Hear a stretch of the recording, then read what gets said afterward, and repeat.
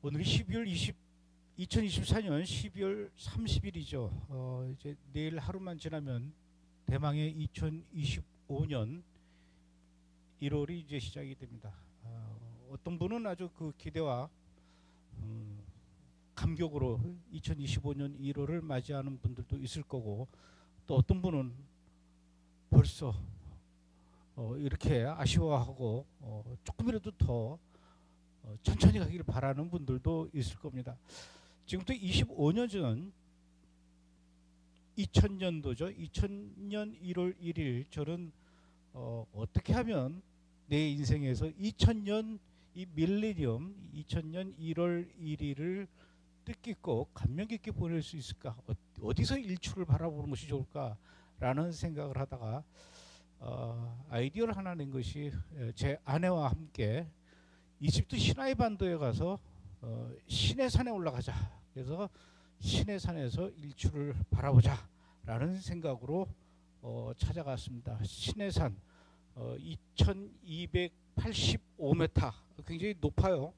이 산의 꼭대기 정상에서 일출을 바라보려면은 좀 부지런히 새벽에 출발해야 되는데, 새벽 2시에 숙소에서 출발해서 걸어서 한 새벽 5시 정도 산 꼭대기에 도착해야 일출을 볼 수 있다고 해서 그렇게 올라갔습니다. 그때 올라가서 보았던 시내산 정상에서의 일출이 얼마나 황홀하든지요.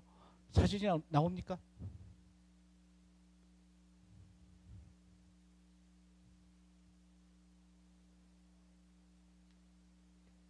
이게 시내산에서 바라본 일출. 하필이면 그날 따라 얼마나 구름이 많이 꼈는지요. 구름 위로 올라가서 바라보는. 다음 사진 좀 보여주십시오. 드디어 이제 해가 뜨기 시작했고요. 떠오르는 태양을 바라보면서 세계에서 가장 아름다운, 일출이 아름다운 장소 중에 하나가 바로 이 시내산 꼭대기에서 바라보는 일출이라고 하더라고요. 저기 서 있는 남자, 카메라를 들고 있으니까 저라고 보죠. 카메라만 없었으면 저기서 노숙하는 사람으로 봤을 수도 있는데, 저 산 꼭대기까지 올라가는 동안 얼마나 힘들든지요. 2200m를 올라가니까요. 올라가면서 그런데 올라가는 건 그렇다 치더라도 산 꼭대기 정상에 가니까 700개의 계단이 기다리고 있더라고요. 그 계단을 보는 순간 나는 그냥 일출을 안 보겠다라는 생각을 할 정도로 얼마나 힘들어서 올라갔는지요. 올라가면서 느낀 것은, 야, 그 옛날 모세도 무지하게 고생을 했겠구나. 근데 여러 번 또 왔다 갔다 했지 않습니까?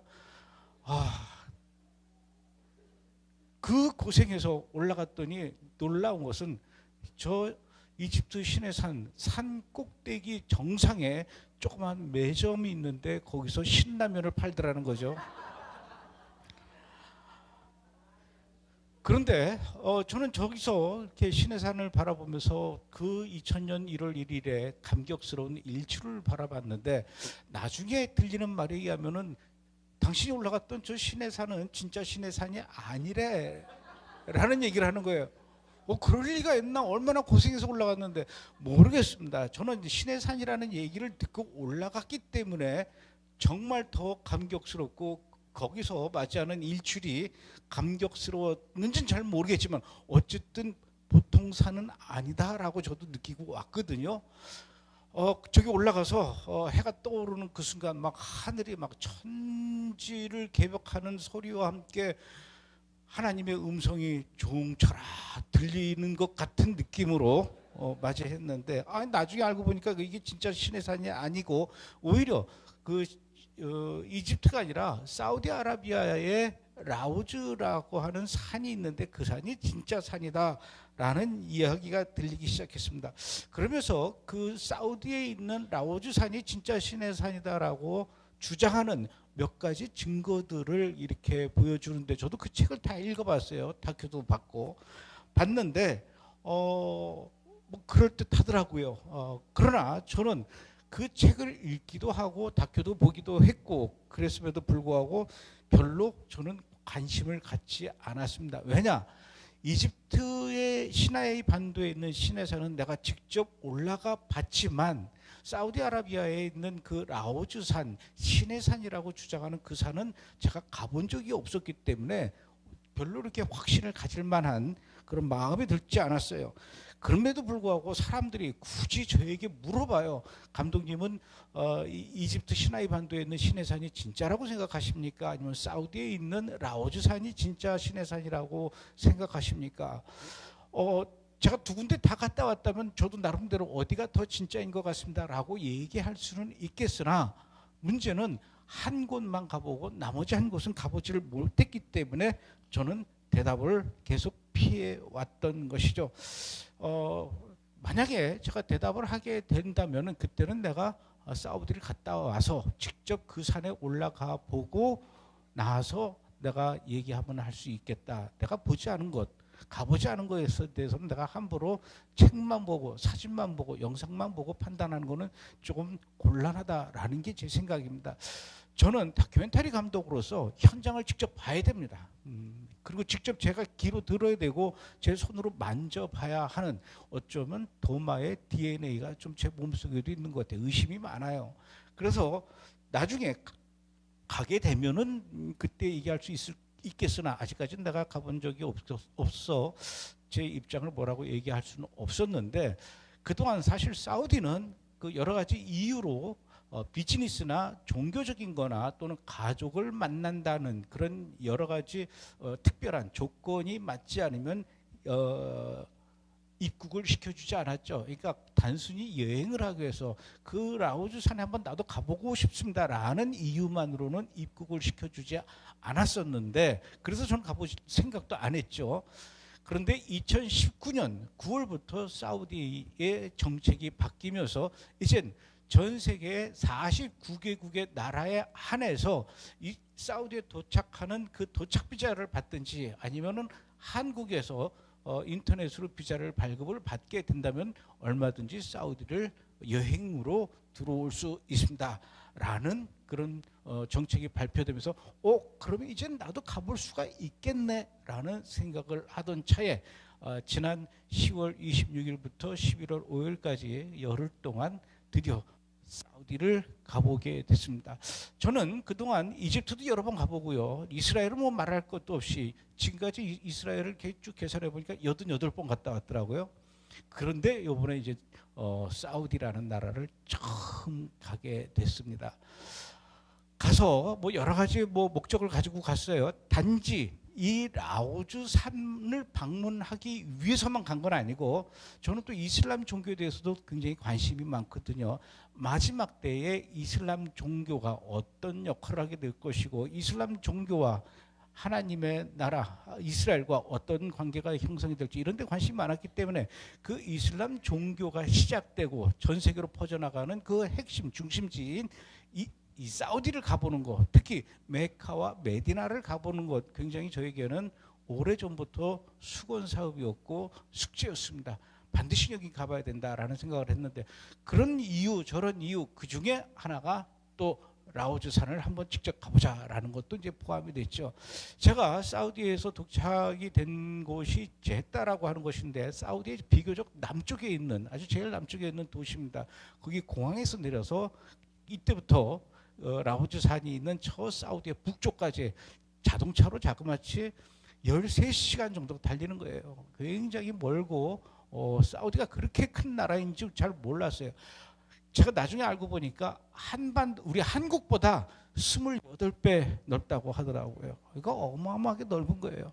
그래도 어떡합니까? 왔는데 또 언제 올지 모르는데 가보자 해서 이제 라오즈 산으로 가서 보니까, 제가 예전에 그 라오즈 산이 신의 산이라고 주장했던 그 책들과 자료들과 영상에서 봤던 것들을 하나씩 제가 이제 찾아볼 수 있게 됐습니다. 가서 제일 먼저 본 것이 바로 12기둥이 있는 장소인데, 이곳은 출애굽기 24장 4절 말씀에 이른 아침에 일어나 산 아래에 제단을 쌓고 이스라엘 12지파대로 기둥을 세우고라는 말씀대로 그곳에 정말로 허허벌판에 산자락 밑에 이 기둥이 몇 개, 돌 기둥이 몇 개 있는 것을 제가 직접 확인했습니다. 물론 이것은 제가 예전에 책에서도 보고 여러 가지 자료를 통해서도 보고 그랬었기 때문에 처음 본 것은 아니지만 그냥 책에서 봤던 사진을 제 눈으로 직접 확인해 본다라는 수준이었습니다. 이것뿐만 아니라 출애굽기 24장 5절에 보면은 이스라엘의 자손이 청년들을 보내어 여호와께로 서로 번제와 화목제를 드리게 하고라고 했던 것처럼 서로를 잡아서 번제를 드렸다라고 주장하는 그 번제단을 또 제가 직접 가서 봤습니다. 아까 그 돌기둥 바로 옆에 있었어요. 이곳은 시내산 밑자락에 있는 겁니다. 그래서 비교적 가까운 곳에 있었기 때문에 볼 수 있게 됐는데 돌기둥이 있었고 제단도 있었고 그것뿐만 아니라 또 출애굽기 32장 4절에 보면은 아론이 그들의 손에서 금고리를 받아 부어서 조각칼로 새겨 송아지 형상을 만드니 그들이 말하되 이스라엘아 이는 너희를 애굽 땅에 인도하여 낸 너희의 신이로다 하는지라라고 말씀하셨던 것처럼 이 표현되어 있던 것처럼 정말 이 모세가 시내산에 올라간 그 사이에 내려오지 않는 것에 대해서 불만을 품은 이스라엘 백성들이 금을 모아서 금으로 송아지 우상을 만들고 그곳에 저 돌멩이 위에 제단 위에다 올려놓고 제사를 지냈다라고 추정하는 그런 이 금송아지 제단 자리를 보았습니다. 도대체 여기가 그 금송아지를 모셨다라는 근거는 뭐가 있습니까? 그랬더니 저 돌제단 내 그 주변에 굉장히 많은 암각화들이 있는데 그것이 바로 이렇게 소 모양의 그림이 그려져 있다라는 것이죠. 왜 이게 이 이스라엘 백성들이 이곳에서 이 암각화를 그렸다라고 주장하는 겁니까?라고 물어봤더니 사우디에는 소가 없답니다. 그러니까 사우디 사람들은 소를 본 적이 없었기 때문에 소를 그릴 수도 없었을 것이고 그렇다면 결국은 이 소 모양을 그린 사람들은 애굽에서 소를 본 사람들이 그렸기 때문에 이것은 이스라엘 백성들이 그린 것이고 그 사람들이 이곳에 금송아지를 만들어 놓고 제사를 지냈다라고 주장을 한다라는 거죠. 지금까지 이렇게 보여드렸던 이 사진들은 아마 여러분들도 이미 여러 가지 자료를 통해서 많이 보신 분들도 있을 겁니다. 그리고 가장 하이라이트가 바로 시내산이죠. 시내산의 사진을 보면은 저 산 꼭대기가 까맣게 타 있죠. 저 까맣게 변해 있는 이 검은색의 이 산 봉우리가 바로 모세가 올라갔을 때 하나님을 만나면서 하늘에서 내려온 불이 저 산 꼭대기를 이렇게 새까맣게 태웠다라는 얘기를 하더라고요. 사실은 이 시내산은 올라가 보지는 못했어요. 이집트 시나이 반도에 있는 시내산 올라갈 때 하도 고생을 해가지고 여기는 얼마나 걸립니까? 그런데 여기도 한 3시간 걸린다 그래가지고 25년 전에도 3시간 정도 걸어 올라가면서 다시는 안 올라가겠다라고 했는데 25년이 지난 지금은 더더욱 힘들 것 같아서 올라갔다가 못 내려올 것 같아서 올라가지는 못했습니다. 시간상도 그렇고. 그러나 멀리서 이렇게 볼 수밖에 없었죠. 그 다음에 또 이 산이 진짜 신의 산이다라고 주장하는 가장 이 시그니처 대표적인 심볼이 바로 르비딤 반석입니다. 출애굽기 17장 6절 말씀에 보면은 내가 호렙산에 있는 그 반석 위에서 네 앞에 서리니 너는 그 반석을 치라. 그곳에서 물이 나오리니 백성이 마시리라. 모세가 이 마이크가 왜 이럴까요? 다른 거로 주세요.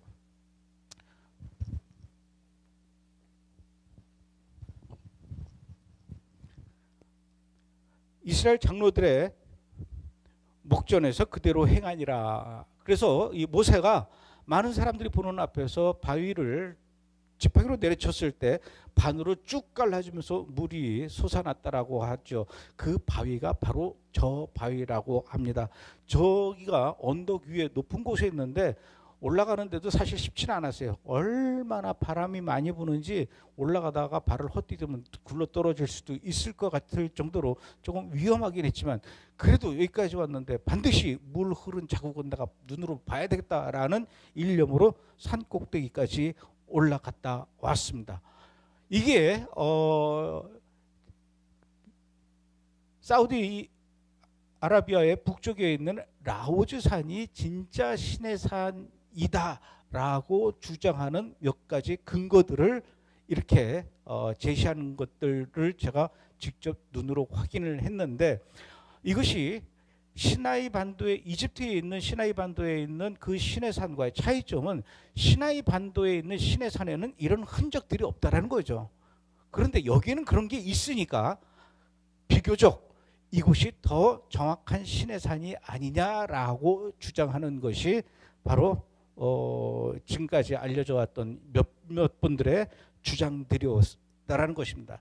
그러나 저는 그럼에도 불구하고 제가 갖고 있는 의문과 궁금증이 깔끔하게 해소되지 않았다라는 것입니다. 우선 산 위가 불에 타서 검게 그을렸다라는 그 신의 산의 모습을 보겠습니다. 저는요, 이 사진은 제가 찍은 겁니다. 그러나 그동안 제가 다른 책이나 다른 자료에서 봤던 이 신의 산의 모습은 저 산 꼭대기에 가운데 있는 그 이 두 개의 봉우리 있죠. 저기만 까맣고 나머지는 까맣지 않은 그런 사진들을 주로 많이 봐왔기 때문에 산 꼭대기만 하나님의 불에 의해서 탔다라는 이야기가 굉장히 설득력 있게 들렸습니다. 그런데 제가 그동안 봤던 사진이 잘못됐다라는 것을 현장에 가서 알게 됐다라는 거죠. 이게 산 꼭대기만 검게 탔다라는 것이 아니라 산 전체가 다 까매요. 아래까지. 아니, 이거 말고 앞 사진 보여주세요. 그 대신에 검지 않은 그 밑에 부분은 다른 산이었다라는 거죠. 겹쳐 보였다라는 거예요. 근데 그 누구도 이 사진 속의 신의 산이 뒤에 신의 산과 앞에 노란 산이 두 개가 나란히 겹쳐져 있어서 뒤에 것만 보이는 겁니다 라는 얘기를 안 해줬다라는 거죠. 물론 했는데 제가 잘 안 듣고 그랬을 수도 있겠죠. 그런데 제가 직접 가서 보니까 이런 산 꼭대기만 까만 게 아니라 전체가 까만 산이었네 라는 생각을 하게 됐고, 사실은 산 전체가 검은 거는 저 산만 그러는 게 아니라 사우디에도 저런 시꺼먼 산들이 무지무지 많고, 특히 저는 이스라엘 전문가 아닙니까? 88번씩이나 갔다 왔는데 이스라엘의 남쪽에 가면 산들이 다 저런 식으로 되어 있어요. 까만 산, 노란 산, 빨간 산. 심지어 이스라엘 남쪽에 가면 레드 캐니언이라는 곳이 있는데 그 레드 캐니언이라는 곳은 이 산 전체가 다 빨개요. 빨간 산도 있고 까만 산도 있고 심지어는 보라색 산도 있고 노란색 산도 있다는 얘기죠. 그래서 그 조금 전에 보았던 이 라오즈 산이 검은 이유가 하늘에서 불이 내려와서 그것만 탔다라고 주장하기에는 설득력이 좀 약하다는 생각이 들었다는 얘기죠. 다음에는 또 한 가지 르비딤 반석에 대해서 얘기를 하겠습니다. 그냥 사진을 통해서, 아마 이 사진은 여러분들도 많이 보셨을 겁니다. 이 사진만 본다면은 굉장히 예사롭지가 않죠. 스토리가 있습니다. 분명히 모세가 저 위에 가서, 원래는 하나의 큰 바위였을 텐데 모세가 어떤 크기 지팡이일지는 모르겠지만 지팡이로 내려치는 순간 천둥 번개와 같은 소리와 함께 저 큰 바위가 반으로 쫙 갈라지면서 그 밑에서 샘솟는 물이 엄청나게 쏟아져 나왔다라는 이 그림을 여러분들도 머릿속으로 상상할 수가 있을 겁니다. 이 사진만 봤을 경우에. 그러나 제가 가보니까 이 사우디아라비아의 북쪽에 있는 바위들은 죄다 이렇게 생겼다는 거죠. 정말로 기암괴석이 널려 있는 데가 사우디였다는 겁니다. 이거는 별거예요. 다른 사진 보여주십시오. 코끼리 모양의 이런 아주 유명한 바위가 있어요. 정말로 코끼리 모양같이 생겼습니다. 이 정도 가지고 얘기를 하는 게 아니에요. 다른 사진 또 보면요, 이렇게 반으로 쪼개져 있다는 얘기예요. 엄청난 크기의 바위들이 이렇게 쪼개져 있습니다. 또 다른 바위를 볼까요? 아까 조금 전에 봤던 르비딤 반석이라고 하는 그 바위와 정반대의 모양으로 쪼개져 있습니다. 더 앞거는 다음 사진입니다. 사우디아라비아에 있는 산이에요. 자, 저는 작가로서, 영화 감독으로서, 방송 프로그램을 만드는 사람으로서 이렇게 생긴 바위를 놓고 여기에 많은 스토리를 저는 만들어낼 수가 있습니다. 사연을 만들어낼 수가 있다는 얘기죠. 내러티브를 만들 수가 있다는 얘기입니다. 왜 이렇게 많은 다양한 종류의 기기묘묘한 귀암괴석들을 다 얘기를 안 하고 오직 하나의 그 모양의 바위만 놓고 이것을 르비딘 반석이라고 얘기하는 거에 대해서는 정직하지 않다라고 생각이 든다는 얘기죠. 저는 이런 현장들을 보면서 그래, 여기가 진짜 내가 가서 보니까 맞네 라는 그런 확신을 더 갖고 돌아오려고 했지만 오히려 갔다가 더 많은 의문만 품고 돌아왔다는 얘기죠. 물론 이곳이 진짜 신의 산이라고 주장하는 많은 분들은 여러 번 이곳을 방문하고 조사하고 연구하고 그런 결과로 신의 산이다, 신의 산이 맞다라고 주장하시는 것이겠지만 저는 단지 한 번 사우디를 방문해서, 그것도 단 하루만 방문해서 요 장소들을 보고 이것이 진짜다 아니다라고 제가 결론을 내려서 말하기는 굉장히 조심스럽고 함부로 말할 수는 없죠. 단정 지을 수가 없습니다. 그러나 함부로 제가 단정 지을 수는 없으나 그럼에도 불구하고 이 산이 진짜 신의 산이다라고 주장을 하려면은 지금까지 이런 증거들로 인해서 이것이 진짜 신의 산이라고 얘기했던 그 증거들을 조금 더 구체적으로, 조금 더 자세하게, 그리고 조금 더 깊이 연구해서 이거보다 더 심오한 증거들을 제시를 해줘야 믿게 되지 않을까라고 저는 생각을 하고 돌아왔습니다. 물론 제가 이 신의 산이 어느 산이 진짜 신의 산인지 이것을 집중적으로 연구하는 사람이 아니기 때문에 제가 할 일은 아니죠. 제가 할 일은 아니나 이 산이 진짜 신의 산이라고 주장하는 사람들이라면은 조금 더 많은 좀 연구를 해줬으면 좋겠다라는 생각을 하고 이곳을 떠나오려고 했으나 제 얘기는 끝까지 들어봐야 돼요. 반전이 계속 일어납니다. 그런데 제가 요번에 이 라오즈 산을 다녀오면서 전혀 한 번도 들어본 적도 없고 전혀 한 번도 상상해 본 적도 없었던 일들이 그 라오즈 산이라고 주장하는 산과 그 주변에서 벌어지고 있다는 것을 제가 직접 눈으로 목격하고 돌아왔다라는 것이죠. 사우디아라비아는 아까도 말씀드렸던 것처럼 그 넓은 땅덩어리 중에, 그리고 사우디아라비아의 그 많은 광야와 그 많은 산과 그보다도 라오즈산보다도 훨씬 더 장대하고 멋있는 산들이 많았음에도 불구하고 왜 하필이면 그 라오즈 산에서 이런 일이 벌어지는 것일까? 이게 궁금하다라는 것입니다. 도대체 그 라오즈 산에서 무슨 일들이 일어나고 있으며 그 일들은 누가 주도하고 있는지 이게 알고 싶다. 그것이 알고 싶다라는 것입니다. 일단 이 얘기를 하기 전에 사우디가 어떤 나라인지 조금 잠깐 여러분들에게 설명을 해드려야 될 것 같아요. 이곳에서 사우디아라비아의 남쪽에 있는 메카, 제다 바로 옆에 한 60km 떨어져 있는 곳에 메카라고 있는데 그 메카에서도 또 옆에 쿠라이시라고 하는 부족이 살던 동네가 있는데 그곳에서 무함마드라고 하는 한 인물이 태어나고 그 사람에 의해서 이슬람 종교가 만들어지고 그 이슬람 종교가 지금 전 세계로 흩어져서 퍼져서 전 세계 인류 중에 약 20억 인구가 무슬림이 되어 가고 있죠. 그 무슬림들이 믿는 종교가 바로 이슬람이고 지금 이 시대에 이스라엘이 맞서 싸우고 있는 7개의 나라들이 있죠. 이란, 이라크, 시리아, 레바논, 후티 반군, 그리고 가자지구의 하마스, 그리고 팔레스타인 자치지구, 이렇게 7개의 전선을 이루고 싸우고 있는데 이들이 한결같이 전부 다 무슬림들이라는 것입니다. 결국은 이스라엘은 지금 이슬람의 영과 싸우는 중이고 그 이슬람을 탄생시킨 나라가 사우디고 그 이슬람 종파 중에서도 수니파의 종주국이 사우디라는 것이죠. 이 사우디의 건국 이념 중에는 와하비즘이라는 것이 있습니다. 이 와하비즘은 와하비라는 것이 사람 이름인데 결국은 이슬람 종교가 맨 처음에 그 생겨날 때의 그 정신 세계, 신앙, 윤리 이런 것들이 있어요.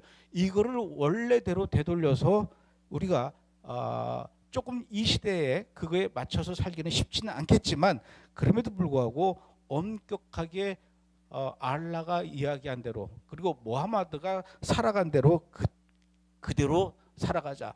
코란에 적혀 있는 그대로 문자 그대로 해석하고 현대화해서 다시 재해석하거나 바꾸지 말고 초기 이슬람으로 돌아가야 된다라는 게 바로 와하비즘입니다. 이 와하비즘은 아주 엄격해요.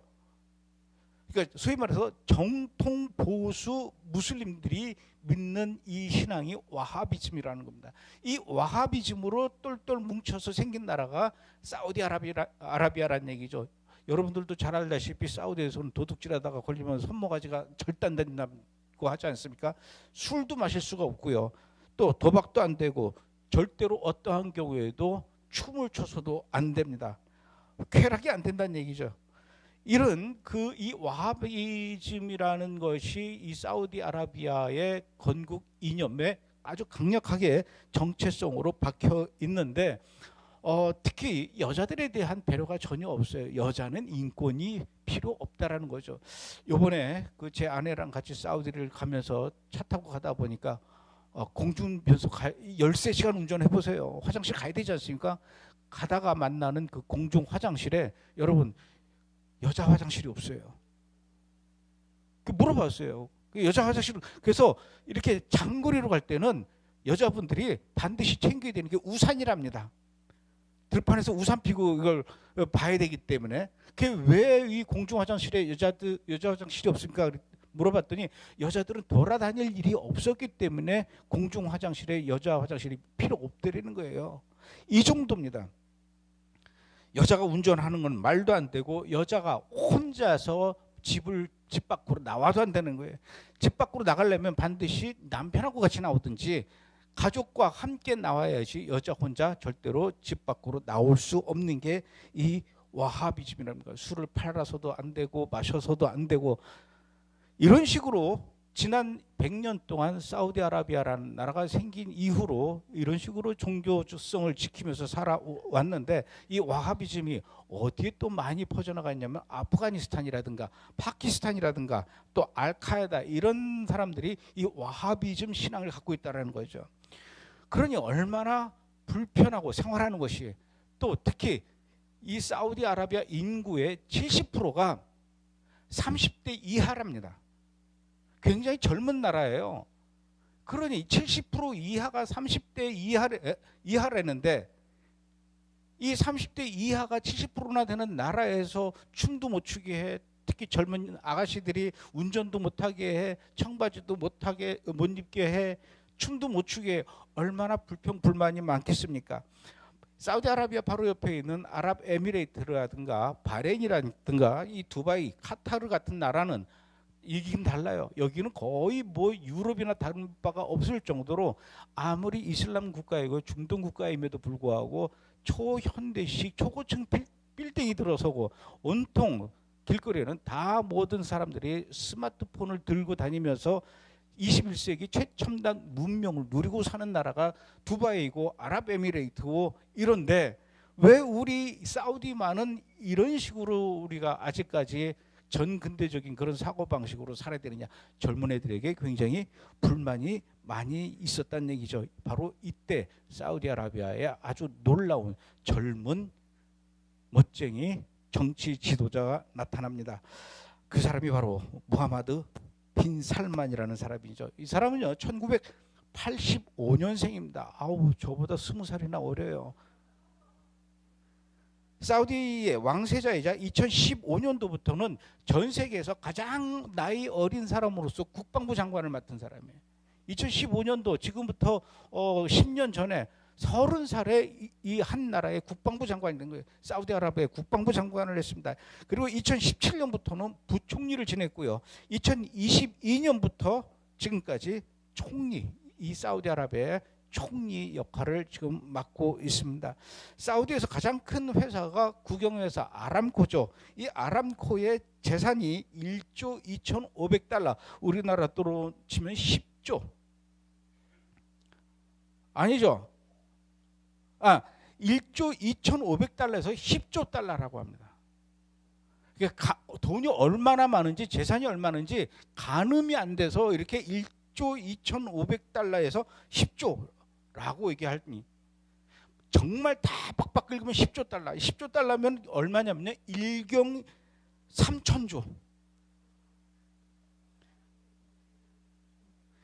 그래서 이 빈살만이, 우리가 보통 그 중동의 그 돈 많은 사람을 누구를 얘기하죠? 만수르 얘기하죠.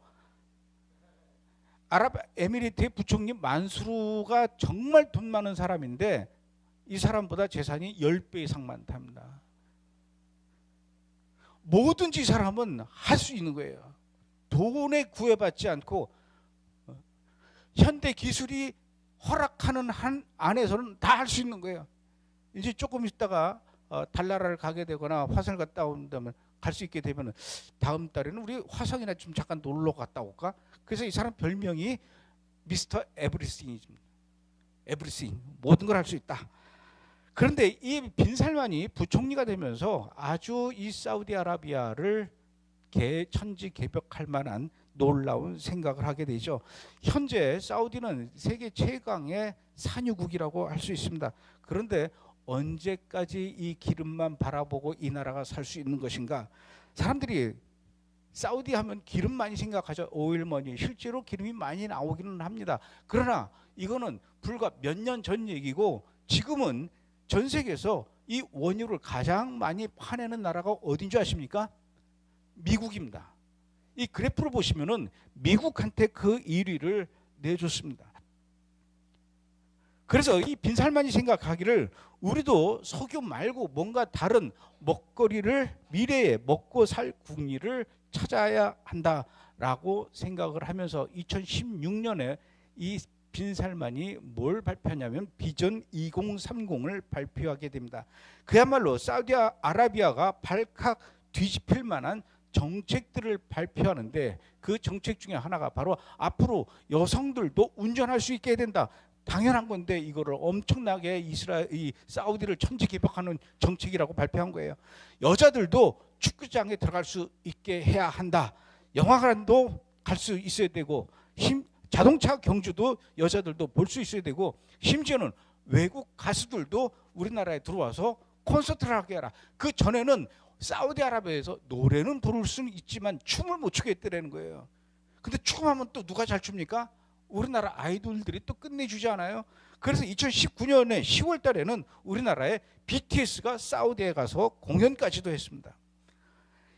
뿐만 아니라 세계적인 행사도 이 사우디가 유치를 하는데, 2029년에는 사우디에서 그 사막과 광야만 펄펄 날릴, 먼지만 펄펄 날리는 이 사우디에서 2029년에 동계올림픽, 2030년에는 리야드에서, 이 사우디의 수도가 리야드예요. 여기서 엑스포를 한다는 거예요. 우리나라 부산하고 붙었다가 우리가 졌잖아요. 이 사우디가 가져간 거예요.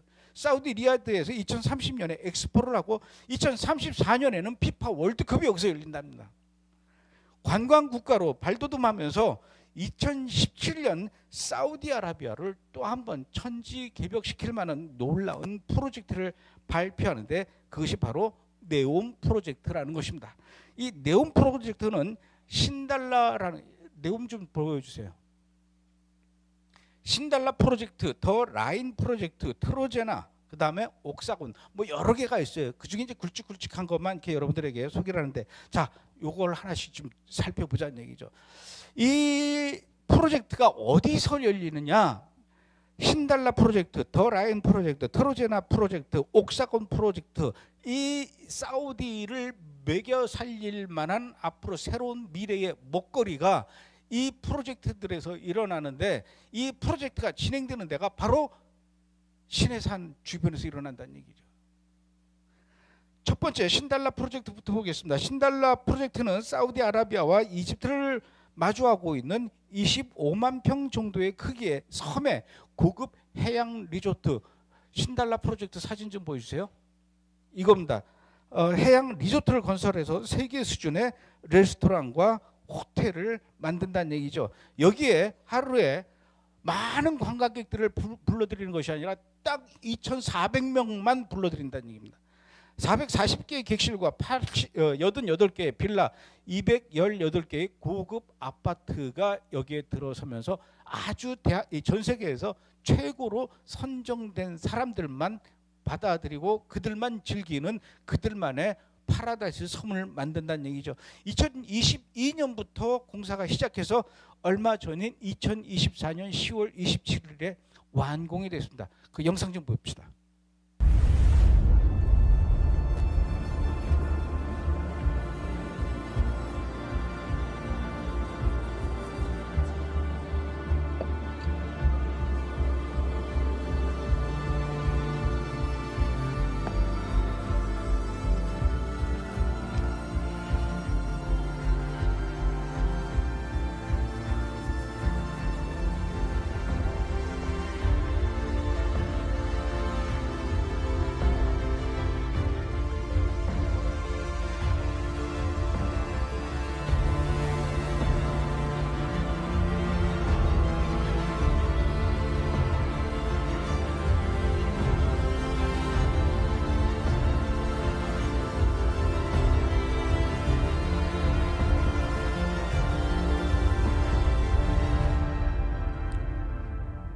자, 다음은 그 두 번째 프로젝트로,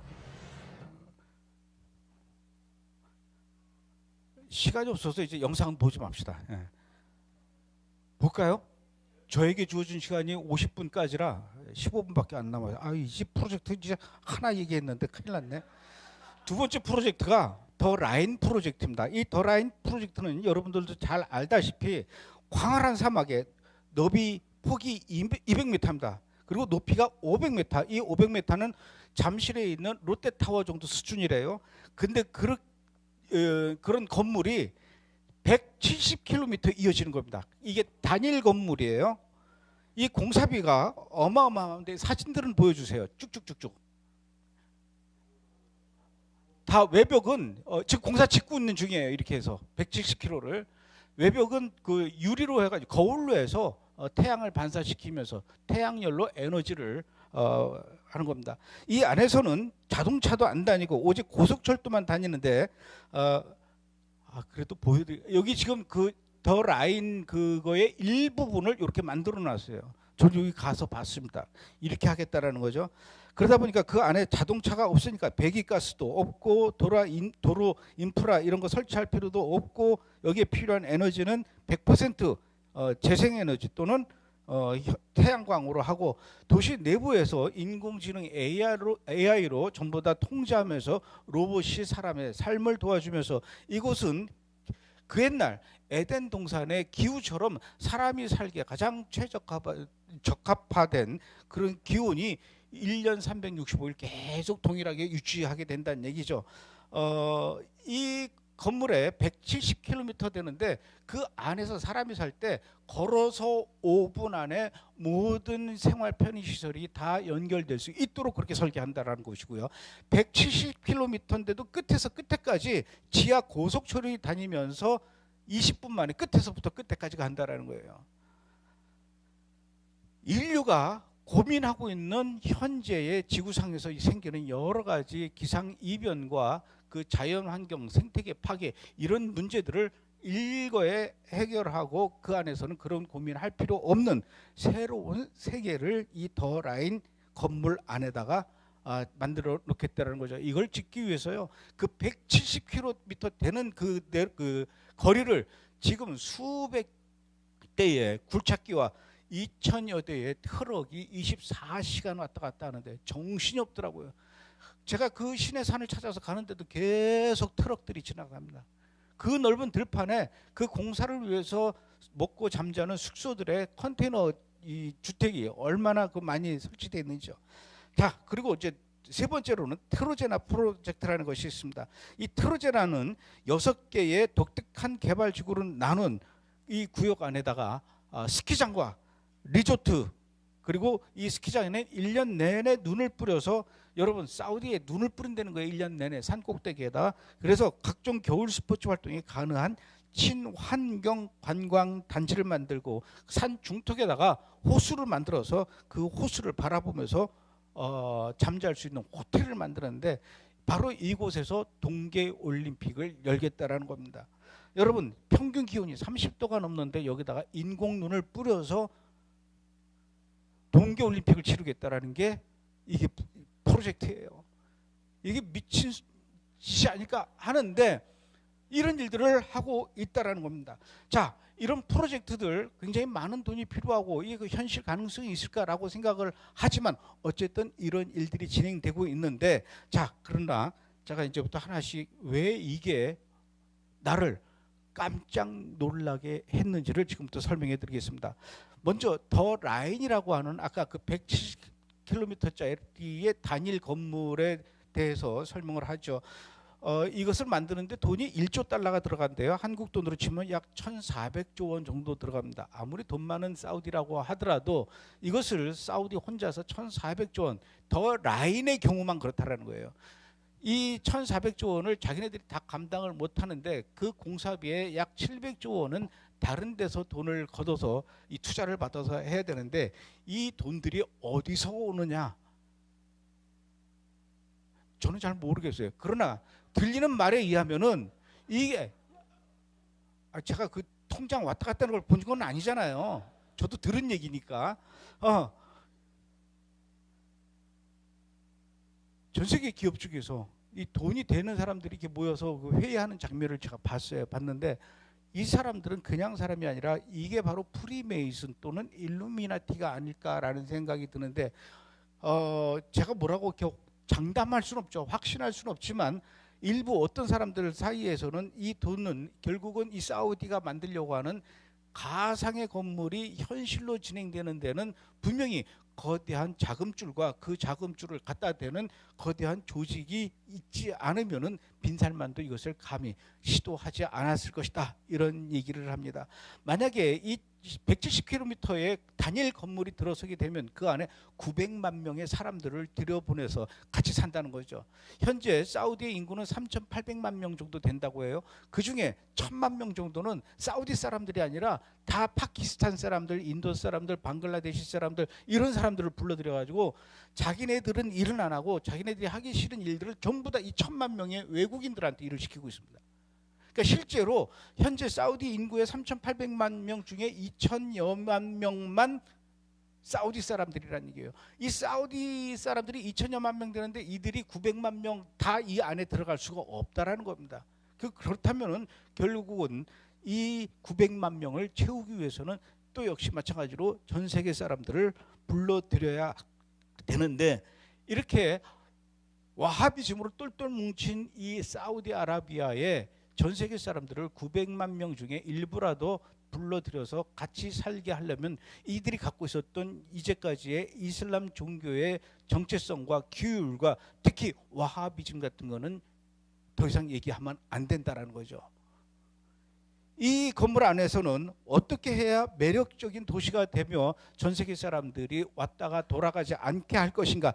이것은 술과 마약과 온갖 쾌락이 허용되는 일종의 지구상에서 유일한 쾌락의 해방구가 되어야 한다라는 게 이 사람들의 생각입니다. 세계 각국에서 모이기는 하지만 언어가 통일되지 않으면, 서로 통하지 않으면 공동 생활이 어렵기 때문에 언어가 통일이 되어야 되고, 이곳에서는 기존의 국가, 기존 세상과는 다른 새로운 도덕의 기준, 새로운 도덕, 새로운 세계, 새로운 질서, 뉴 노멀, 뉴 월드 오더라고 하는 이 시스템이 이 건물 안에서 적용이 된다는 겁니다. 이게 뭘까요? 현재는 재정적인 면이나 기술적인 면 때문에 170km 다 못할 것 같다. 2030년까지. 그래서 우선 몇 킬로만이라도 해야 되겠다라고 지금 수정 발표하고 있다라고 하는데, 어쨌든 이 더 라인이라는 단일 구조의 건물이 완성되게 되면은 이것은 21세기 중동 사우디에서 볼 수 있는 새로운 바벨탑과 새로운 소돔과 고모라가 될 가능성이 크다라는 것이죠. 두 번째, 트로제나라고 하는 그 스키장 얘기를 해드려야 될 것 같습니다. 스키장을 만들고 한여름에 그 30도가 넘는 뜨거운 나라에서 동계올림픽 하겠다는 발상은 굉장히 가상하나, 그리고 그것이 실제로 가능할지 안 할지는 잘 모르겠지만, 왜 이 스키장을 만들고 리조트를 만드는 그 장소가 하필이면 라오즈산에다가 만드냐는 얘기죠. 사우디는 아까도 말씀드렸던 것처럼 남쪽 끝에서부터 북쪽 끝까지 15시간이 걸립니다. 얼마나 넓은지 한국보다도 20여 배가 훨씬 넘게 넓은 장소, 그 넓은 땅, 넓은 사막, 넓은 더 좋은 장소가 많은데도 왜 그 수천 수만 개의 산봉우리 중에 하필이면 그 라오즈 산 꼭대기에다가 이것을 만드냐는 얘기입니다. 라오즈 산이 진짜 신의 산인지 아닌지 저는 잘 모르겠어요. 그러나 제가 가서 눈으로 본 것은 그 신의 산 꼭대기 바로 옆이 스키장 리조트를 만들기 위해서 지금 산을 부지런히 깎고 있다는 것이죠. 형형색색의 옷을 입은 전 세계 관광객들이 호호하하 떠들면서 그 산에서 스키를 타고 달려 내려오는 것을 생각해 본다면은 얼마나 참 아이러니한 일이겠습니까? 더 놀라운 것은 이 라오즈 산에 이 사우디 정부가 무엇을 만들고 있냐면은 바로 디스커버리 타워를 설치하고 있다는 얘기죠. 처마 끝에 매달린 고드름을 형상화한다고 하는데, 이 산 꼭대기에다가 디스커버리 타워 사진 좀 보여주세요. 이겁니다. 높이가 330m. 저기 라오즈 산 꼭대기에 만드는 거예요. 다른 사진 또 보여주세요. 또 다른 사진 있죠. 이게 이제 그 전시관의 모형으로 만들어 놓은 겁니다. 여기에다가 JW 메리어트 호텔, 그리고 W 호텔, 우리나라에도 W 호텔이 있죠. 광나루에 7개의 국제적으로 유명한 호텔들을 저 디스커버리 호텔 안에다가 집어넣게, 타워 안에다 넣겠다라는 얘기죠. 이 호텔의 전망대에서는, 그리고 꼭대기에 있는 라운지에서는 신해산이 아래로 내려다보는, 그야말로 알로 보이는 그런 위치입니다. 이곳에 쇼핑센터를 만들고 레스토랑을 만들고 구름 속에서 떠 있고 구름 속에서 와인을 마시면서 구름 속에서 음악을 들으면서 춤추는 그런 꿈 같은 환상적인 그런 경험을 하게 될 거라고 이 사람들은 광고를 하고 있습니다. 하나님의 영광을 가리고 하나님께서 거룩한 곳이니 네 신발을 벗으라고 했던 것을 이렇게 향락으로 뒤덮어 버리려고 하는 것이 아닐까. 결국 이슬람이 시작된 나라에서 무슬림의 돈으로 하나님의 성산일지 아닐지는 모르겠는데, 하필이면 이 산에서, 이 산의 그 의미를 훼손하고 하나님보다 더 높아지려는 이 바벨탑이 라오즈 산에서 건설되고 있다라고 하는데, 이 리조트는 2026년까지 건설 완공 예정이라고 한답니다. 그래도 영상 하나 잠깐 좀 봅시다. 지금 아이고 4분 남았네. NEOM is open for business. The new future being built in Saudi Arabia to redefine business, livability, and conservation. Environmental, social, and governance is at the heart of everything we do. Our special economic zone is almost the size of Belgium and sits at the crossroads of 3 continents, providing a new destination for global trade and investment. Progress is rapid with large-scale investment, best in the world talent onboarding every day, and construction gaining pace exponentially.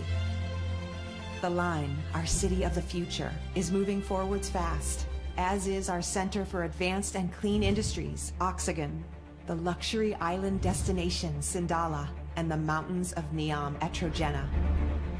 There are already 3,000 plus NEOM employees here from more than 90 countries, as well as more than 60,000 construction workers.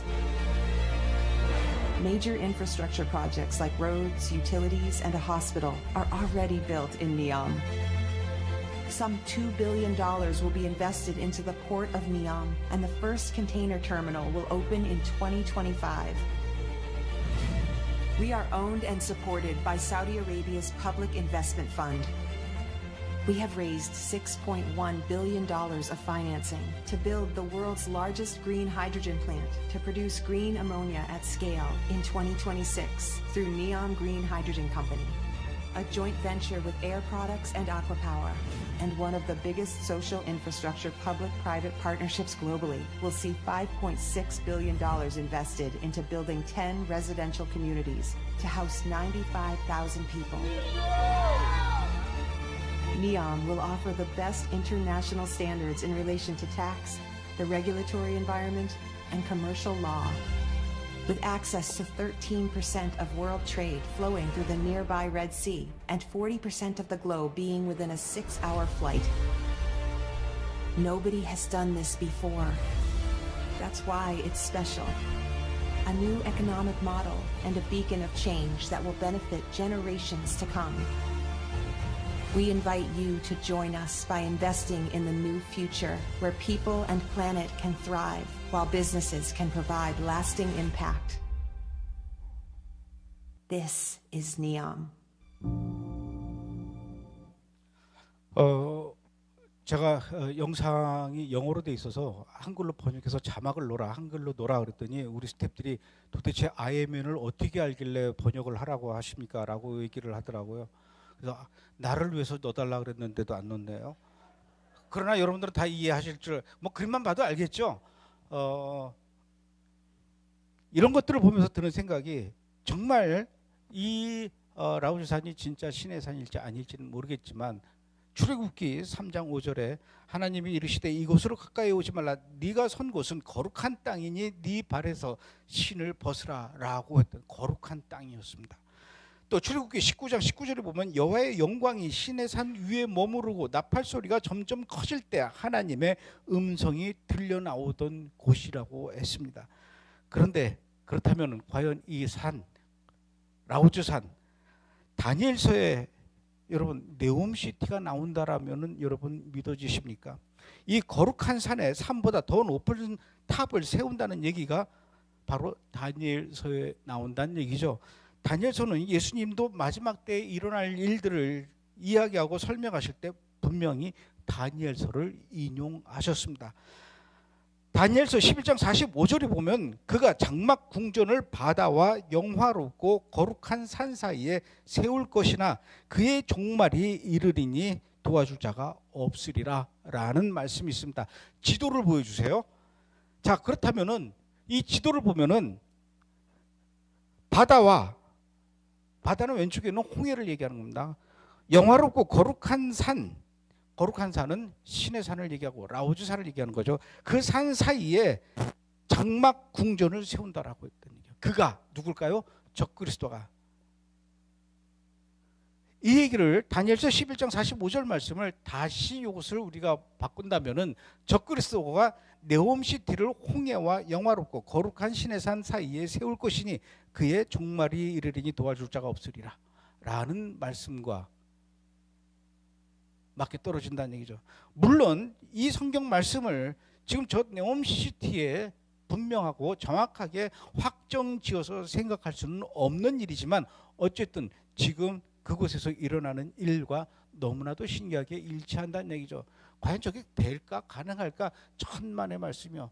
저를 저 신의 산까지 안내해 줬던 그 한국인 가이드도 저 신의 산을 찾아가기 위해서는 그동안은 길이 너무나 험하고 찾아갈 수 없어서 갈 때마다 길을 잃어버리고 막 다녔던 그렇게 헤맸다라는 거예요. 길이 없으니까 찾아간 사람이 없었기 때문에. 그런데 요번에 갔을 때 이 가이드도 불과 한 달, 두 달 전에 왔다가 그 한 달, 두 달 뒤에 요번에 저랑 같이 갔는데 깜짝 놀라는 겁니다.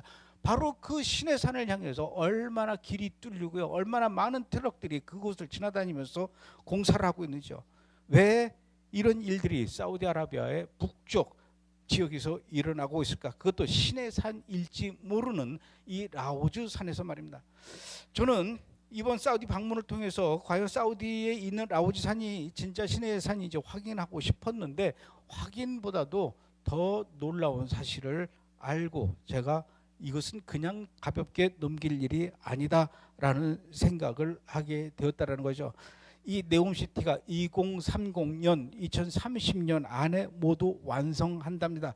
과연 성공할지 안 할지 그건 그때 가봐야 할 일이지만, 분명한 것은 지금 사우디아라비아 북쪽에서 라오즈 산에서 21세기판 바벨탑과 소돔과 고모라의 공사가 한창 진행되고 있다는 것이죠. 그렇다면 정말 라오즈 산이 진짜 신의 산일까요? 지난 3,500년 전에 모세에게 나타나시고 모세에게 토라 말씀을 주시고 또 이스라엘 백성들에게 만나를 내려주시고 이스라엘 백성들에게 구름 기둥과 불 기둥으로 안내해 주셨던 그 미디안 광야가 바로 그곳이라면, 그 놀라운 역사의 현장을 지난 3,500년 동안 하나님은 사람들의 눈과 귀를 가리고 그것을 철저하게 감추고 계시다가 이제야 드디어 사람들에게 나타나게 하셨는데, 그 순간 그와 동시에 사탄도 그것을 점령하면서 신의 산보다 더 높은 바벨탑을 쌓고 제2의 소돔과 고모라를 만들어서 인류 타락의 현장을 만들어 가려는 것, 그런 일들이 2030년 비전 2030에 맞춰서 이렇게 지금 부지런히 달려가고 있다는 것입니다. 이것은 하나님이 하는 일이 아니라고 저는 생각하고, 분명히 마지막 때에 이 사우디아라비아에서 사탄들이 하는 일이고 하나님의 영광을 가리면서 그곳에 어둠의 영으로 뒤덮으려는 시도일 거라고 저는 보습니다. 대수롭지 않게 넘기기보다는 여러분 오늘 보셨던 것처럼 이것을 예의주시하면서 의미 있게 봐야 된다는 얘기죠.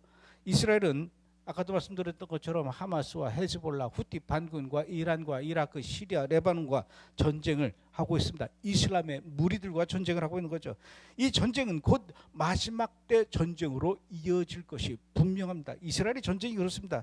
이렇게 마지막 때에 이슬람의 영들이 하나님의 영광을 가리우기 위해서 사우디에서 몸부림치고 있다는 것을 보면서, 지금 전 세계 각국에서 일어나고 있는 일들을 보면서 우리는 2025년이 분명히 대격변의 시기가 될 것임을 믿습니다. 우리는 지금 여러 가지 엄청난 사건들을 불과 며칠 만에, 몇 달 사이에 다 일어나는 것을 보고 있습니다. 어제 비행기가 떨어졌죠. 사실은 25일 날에도, 12월 25일에도 아제르바이잔에서 여객기가 떨어졌습니다. 어제 29일 날 우리나라에서 여객기가 떨어졌어요. 오늘은 캐나다에서 똑같이 여객기가 랜딩 기어가 내려오지 않아서 동체 착륙을 했습니다. 물론 사람은 다치지는 않았지만, 이런 식으로 지금 최근 들어서 7건 이상의 전 세계에서 비행기가 추락하는 일들이 일어나고 있습니다. 대공황이 예견되고 있죠. 전쟁도 끝날 것 같지 않습니다. 오히려 전쟁이 더 많이 일어날지도 모르는 그런 상황입니다. 기상이변으로 전 세계가 지금 지구가 몸살을 앓고 있습니다. 희망이 있을까요? 도대체 우리는 무엇을 바라보면서 살아야 될까요? 이것은 분명히 하나님께서 너희는 더 이상 나태하지 말고 잠들지 말고 깨어 있어야 할 때다라는 여러 가지 사인을 보여주시는 것이라고 생각합니다. 저는 그 사인 중에 하나가 바로 이 사우디아라비아 북쪽 라오즈 산에서 일어나고 있는 일도 그 중요한 사인 중에 하나라고 저는 믿습니다. 저는 그것을 분명히 보았고 굉장히 충격적으로 심각하게 바라보고 왔습니다. 단순히 청사진만 있고 설계도만 있고 그리고 그들의 그 비전만 있는 것으로 본 것이 아니라, 실제로 그런 일들이 부지런히 삽질을 하고 부지런히 롤러가 지나다니고 부지런히 이 콘크리트 차가 다니고 부지런히 철근이 세워지고 있는 이 현장을 보고 온 사람으로서, 와, 지금 무슨 일이 일어나고 있는 것일까? 왜 그 많은 땅 중에 허허 벌판 중에 하필이면 이곳에 더 라인이라는 걸 만들어서 단일 규모의 새로운 바벨탑을 만들려고 하는 것이며, 왜 그곳에 산 꼭대기보다 더 높은 타워를 만들려고 하는 것이며 이것은 도대체 무슨 의미가 있고 누가 하는 일일까? 라는 궁금증과 더 많은 생각을 하게 됐다는 얘기죠. 지금은 분명하게 깨어 있을 때가 맞습니다. 그 옛날 하나님께서 노아에게 큰 홍수를 내리겠다라고 하셨지만 사람들은 믿지 않았죠. 맑은 하늘을 봐라. 그때도 하나님께서는 분명히 경고하셨습니다. 그러나 사인은 없었어요. 증거는 보이지 않았습니다. 오히려 증거가 아니라 하늘은 더 맑고 그래서 더 노아가 사람들로부터 손가락질을 당했지만 지금은 하나님의 경고와 동시에 수많은 사인들을 보여주고 계시지 않습니까? 우리는 그 어느 때보다도 더욱더 깨어서 기도하는 마지막 때에 신랑 예수님을 기다리는 거룩한 신부로서의 성결하고 거룩한 삶을 사는 우리 신도들이 성도들이 되어야 할 것 같습니다. 이게 지금 마지막 때 사우디에서 일어나고 있는 일들이었습니다. 기도하겠습니다.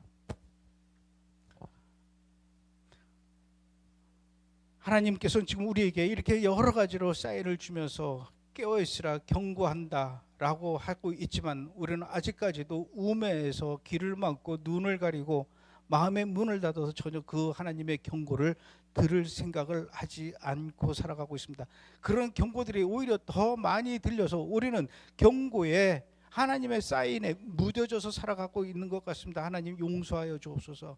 우리가 더욱더 예민하고 깨어서 섬세하게 하나님의 음성에 귀를 기울이는 그러면서 살아가는 우리 성도가 되게 하여 주시고 하나님 다가오는 2025년 우리에게 어떤 일들이 펼쳐지게 될지는 모르겠으나 하나님 모든 일들이 하나님의 계획 가운데 하나님의 뜻 가운데 이루어질 수 있게 하여 주시고 그 세월 속에서 그 시간 속에서 우리는 거룩한 성도로서 삶을 살아가게 하여 주옵소서.